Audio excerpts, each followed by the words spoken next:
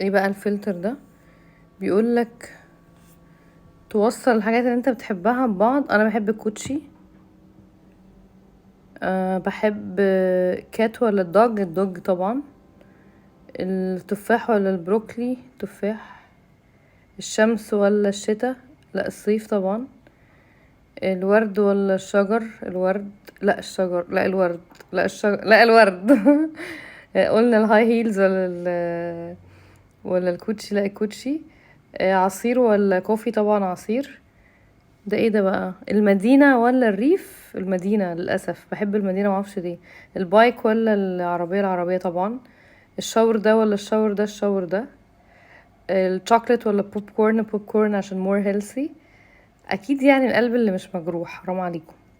الكوفي ولا الشاي؟ الشاي الشاي الشاي الشاي. اوصف لك يا حبيبي الشاي.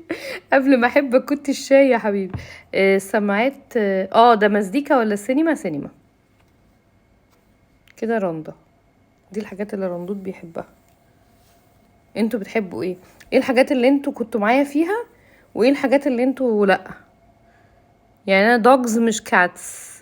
تفاح مش بروكلي. صيف مش شتاء. ورد مش شجر.